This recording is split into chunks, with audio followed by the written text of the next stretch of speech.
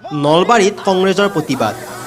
উত্তৰ প্ৰদেশত কংগ্ৰেছ নেতা ৰাহুল গান্ধী আৰু প্ৰিয়ংকা গান্ধীক আৰক্ষীয়ে গ্ৰেপ্তাৰ কৰা, শাৰীৰিক অত্যাচাৰ কৰাৰ প্ৰতিবাদত নলবাৰীৰ ৰাজীৱ ভৱনত জিলা কংগ্ৰেছে অৱস্থান ধৰ্মঘট কাৰ্যসূচী ৰূপায়ণ কৰি তীব্ৰ প্ৰতিবাদ সাব্যস্ত কৰে।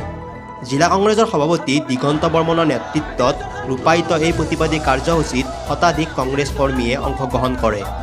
আনহাতে ইফালে একে স্থানতে সংখ্যালঘু ছাত্ৰবৃত্তিৰ নামত হোৱা 500 কোটি টকীয়া কেলেংকাৰী আৰু অসম আৰক্ষীৰ উপপৰিদৰ্শক পদত নিযুক্তিৰ ক্ষেত্ৰত হোৱা কেলেংকাৰীৰ বিৰুদ্ধেও দলটোৰ সংখ্যালঘু কোষ আৰু জিলা কংগ্ৰেছে সাব্যস্ত কৰে তীব্ৰ প্ৰতিবাদ। যোৱা 14 ছেপ্টেম্বৰৰ দিনা উত্তৰ প্ৰদেশৰ অঞ্চলত গাঁও এখনত অযোধ্যাৰ ওচৰত এজনে 19 বছৰীয়া ছোৱালীক 4জন উচ্চ হিন্দু লোকে ধৰ্ষণ বলৎকাৰ কৰি পেলাই হত্যা কৰি, আনকি হত্যাকাৰীৰ পৰিয়ালৰ তেওঁলোকে যিখিনি অন্ত্যেষ্টিক্ৰিয়াৰ কাৰণে সুবিধা দিব লাগিছিল সেইখিনিও তেওঁলোকে আদিত্যনাথ চৰকাৰে নিদিলে।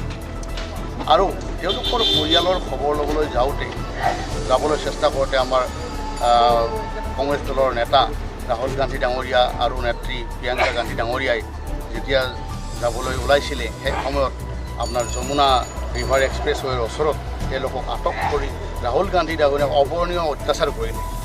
গতিকে আমি ইয়াৰ আজি প্ৰতিবাদ কৰিছোঁ আৰু আমি সেই যিগৰাকী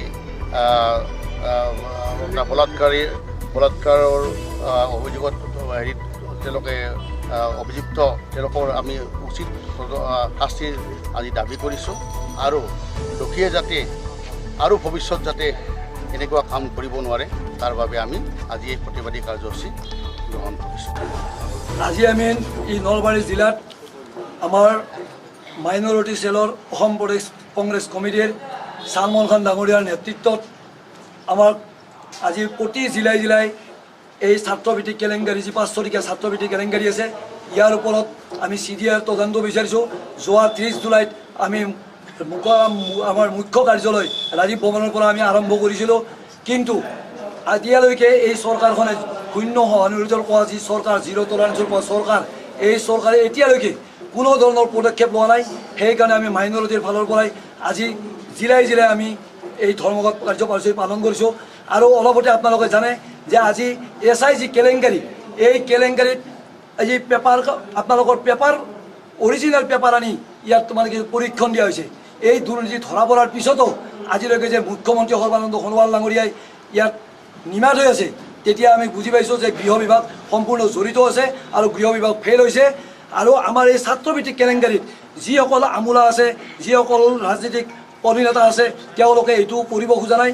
আৰু আপোনালোকে জানে যে যেতিয়াই আমাৰ ছাত্ৰবৃত্তিক কেলেংকাৰীয়ে হওক আৰু যেতিয়াই আমাৰ এই SI কেলেংকাৰীত যিবিলাক আমাৰ BJP নেতা যেতিয়া ধৰা পৰে তেওঁলোকক চিনি নোপোৱা বুলি কয়, অথচ আপোনালোকে দেখিছে যে মঞ্চত তেওঁলোকে মুখ্যমন্ত্ৰীৰ উপস্থিতিত গোটেই মিনিষ্ট্ৰীৰ উপস্থিতিত তেওঁলোকে ডাঙৰ ডাঙৰ লেকচাৰ দি তাত মিটিঙত থকাৰ পিছতো তেওঁলোকে এই দুখত পৰাৰ লগে লগে তেওঁলোকে এইটো এৰাই চলিব বিচাৰে।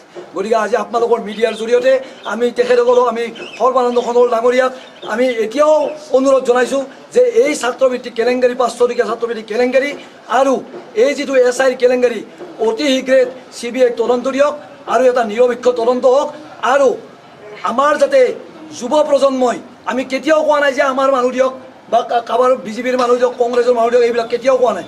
যিবিলাক মেধাভিত্তিত আছে তেখেতসকলক এইবিলাক বস্তু দিয়ক আৰু অৰিজিনেল ছাত্ৰ ছাত্ৰীবিলাকক এই যিটো কেলেংকাৰী, এই কেলেংকাৰীৰ আউটাৰখিনি এইখিনি উলিয়াই তেওঁক শীঘ্ৰে এৰেষ্ট কাৰায়ত্ব কৰক আৰু উপযুক্ত যিবিলাক ছাত্ৰ ছাত্ৰীয়ে এই ছাত্ৰবৃত্তি পাব লাগে মাইনৰিটিৰ ফালৰ পৰাই তেওঁলোকক দিয়াৰ ব্যৱস্থা কৰক।